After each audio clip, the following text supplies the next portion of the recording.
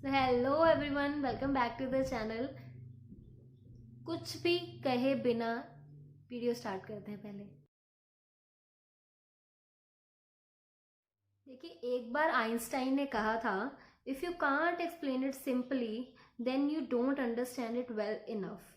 कि अगर आप किसी चीज़ को सिंपली एक्सप्लेन नहीं कर सकते, अगर आप किसी चीज़ को सिंपल नहीं बना सकते, तो आप उसको इजीली अंडरस्टैंड भी नहीं कर सकते।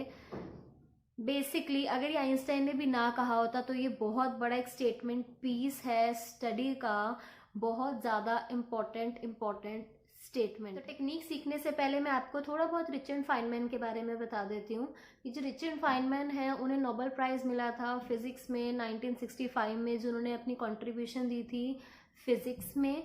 इसके अलावा वो एक ग्रेट साइंटिस्ट भी थे और साथ में ही वो एक ग्रेट टीचर भी थे। उनको द ग्रेट एक्सप्लेनर के नाम से जाना जाता था बिकॉज वो हर एक चीज़ को बहुत सिंपल बनाकर प्रेजेंट किया करते थे, बहुत ही सिंपल बनाकर लोगों को समझाया करते थे, इसीलिए उनका नेम द ग्रेट एक्सप्लेनर भी रखा गया। तो चलिए इस टेक्निक के बारे में इन डेप्थ नॉलेज लेते हैं कि स्टेप बाय स्टेप आप इस टेक्निक को कैसे यूज़ कर सकते हैं ताकि आप इजीली और फास्टर वे से हर एक चीज़ को अपने माइंड में बिठा सकें। तो सबसे फर्स्ट स्टेप हमारा क्या आता है, take a piece of paper and write the concept name at the top. आप किसी भी पेपर का एक पीस ले लीजिए और उसके टॉप पर अपने कॉन्सेप्ट का नाम लिख लीजिए।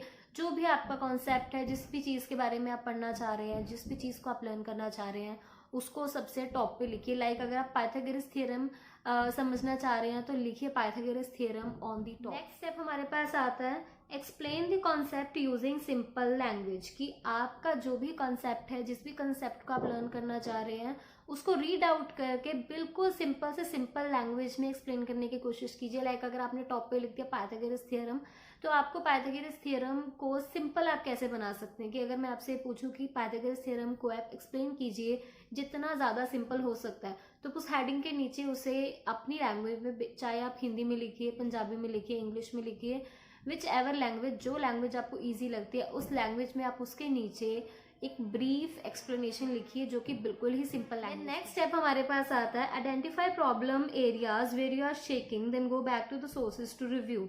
कि उसके बाद आप उन प्रॉब्लम्स को ढूंढने की कोशिश कीजिए। जब आपने उस कंसेप्ट को एक्सप्लेन कर दिया है तो उसके बाद आप उस जगह उन गैप्स को ढूंढने की कोशिश कीजिए जहां पर आपको मेन प्रॉब्लम क्रिएट हो रही है। कि जहां पर आपको लगता है may be I am right और may be I am wrong, तो जहां आपको ऐसा लगता है उस एरिया को पहले ढूंढिए। उसके बाद आप बैक जाइए जहां से आपने इस चीज़ को समझा था ताकि आप एक्सप्लेन कर सकें। जहां से आपने इस चीज़ को पढ़ा था दोबारा उस पॉइंट पर जाइए और दोबारा उस पॉइंट को जाके पढ़िए जहां पर आपको थोड़ा सा भी लगा कि हाँ मुझे इस पॉइंट में प्रॉब्लम क्रिएट। लास्ट हमारे पास स्टेप आता है pinpoint any complicated terms and challenge yourself to simplify them.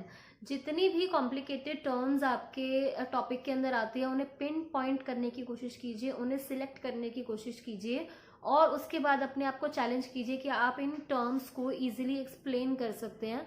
So basically ये 4 स्टेप का जो प्रोसेस है, इससे आप किसी भी चीज़ को हमेशा के लिए अपने माइंड में फिक्स कर सकते हैं। बेसिकली आप कोई भी टॉपिक लीजिए, चाहे मैथ का, साइंस का, हिस्ट्री का, किसी भी सब्जेक्ट का टॉपिक लीजिए, उस टॉपिक को टॉप पे लिखिए। उसके बाद उसे 5 to 6 लाइंस में इजीली एक्सप्लेन करने की कोशिश कीजिए। देन उसे अगर आप जब दोबारा रीड करेंगे तो उसमें गैप्स ढूंढने की कोशिश कीजिए कि कहाँ पर आपको थोड़ा सा प्रॉब्लम लगती है कि मे बी शायद मुझे याद नहीं होगा, ये मुझे याद हो जाएगा, या मैं सही हूँ या मैं गलत हूँ।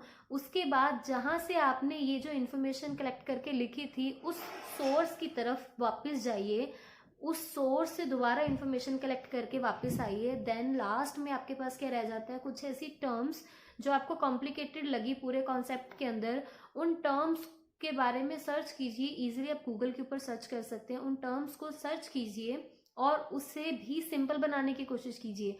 टर्म का नेम लिखिए, टर्म को एक्सप्लेन करने की कोशिश कीजिए एंड दैट्स ऑल।